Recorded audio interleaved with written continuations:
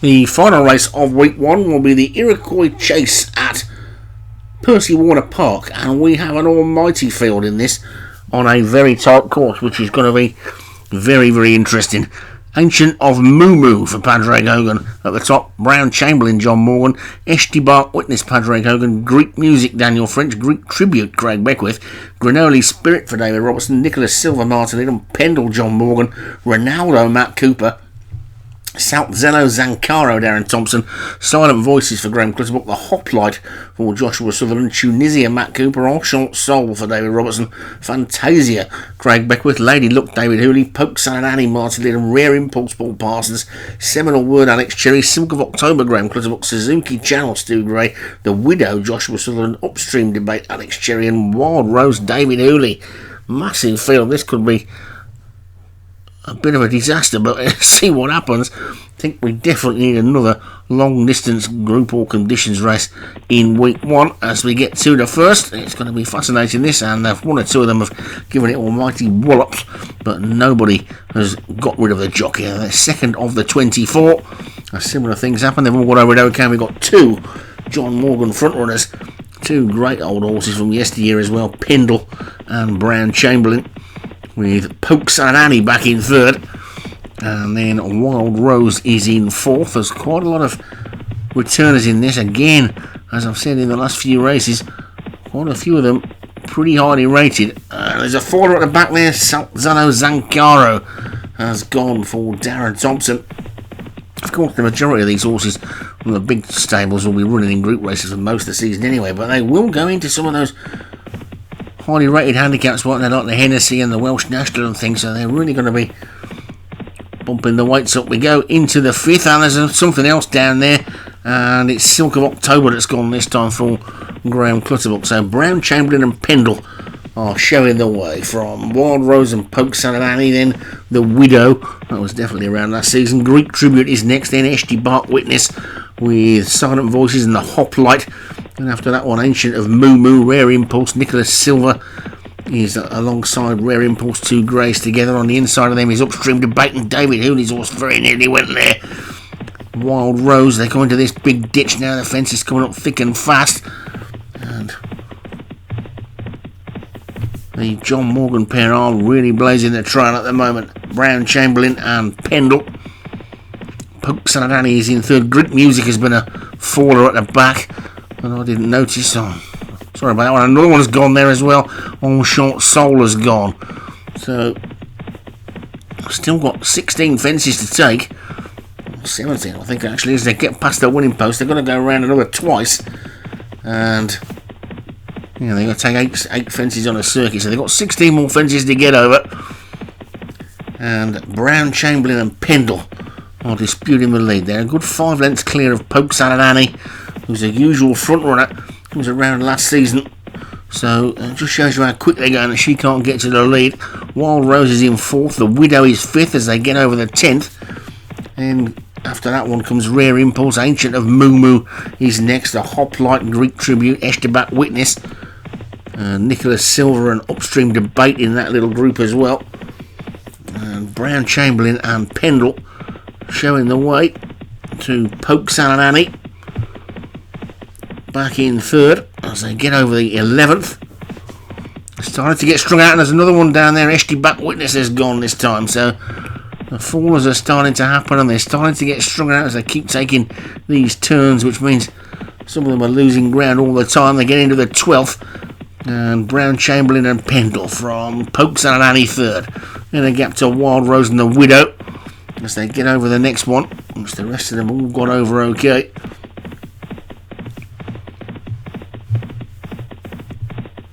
Brown Chamberlain and Pendle. John Morgan's had a great start to the season. Looks like he's going to be the one who's going to be throwing down the challenge to Josh. Although he is very selective about where he enters his horses, John Morgan, so don't be taking short odds about him being the champion, because if he doesn't think they'll win, he doesn't run them. Over that next one they go, and then have this to John. Poke Son and Annie's gone. Poke Son and Annie just jumped straight into the fence, and so she's out of it. Probably not happy not being in the lead. It's Brown Chamberlain and Pendle from Wild Rose as they get over the 16th. They come past the winning post again shortly and then go around for one last circuit. It's the sort of track where you got a 4-mile race here, something could get lapped. But it's Brown Chamberlain in the lead. Pendle's in second. Wild Rose is third. Then the Widow is 4 and the Hotline is 5. Greek Tribute is 6. Agent of Mumu 7. Rare Impulse 8. Granoli Spirit 9. Then Silent Voice is 10.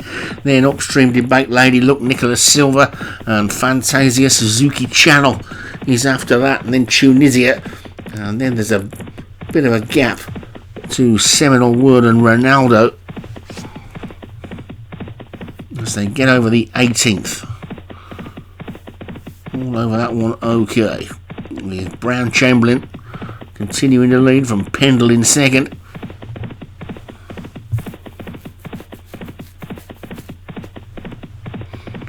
Wild Rose is third. They're beginning to bunch a little bit behind this leader now.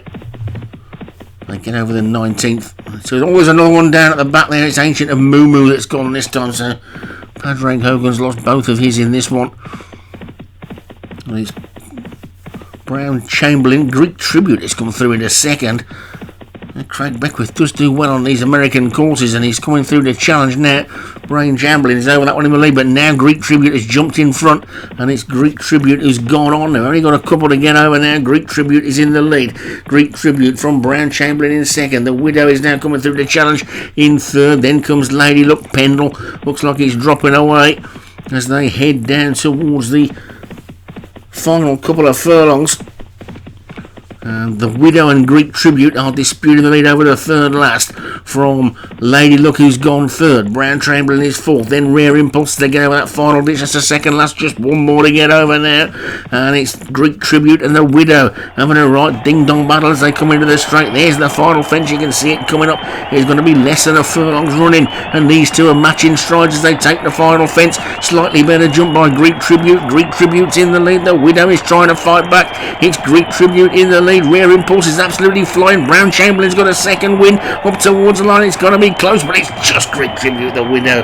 Then Brown Chamberlain, Pendle. Lady Luck finished well as well. And fascinating race, really, that one. Think about the course. Strung out. They've got a lot of fallers, a lot of highly rated horses, and Greek Tribute, Craig Beckwith, I don't know what he does, but he seems to get them for this. Get them for these American courses. This week one thing, he's pretty good at it. Greek Tribute wins it for Craig Beckwith, but the downside to that is, look at that, the Widow second rated 171. So goodness me, there's going to be some hard luck stories here, because sure, everybody's hating me for pointing this out, but it's what you have to do when you do this. Wild Rose has finished 8th, he's rated 168. The Widow has finished 2nd, he's rated 171. I mean, all of those horses, Brown Chamberlain, Rare Impulse, Pendle, Lady Luck, the Hoplite, they're all going to have to get whopping great handicap marks, aren't they? Because Wild Rose isn't going to go down that much because she was involved in the race.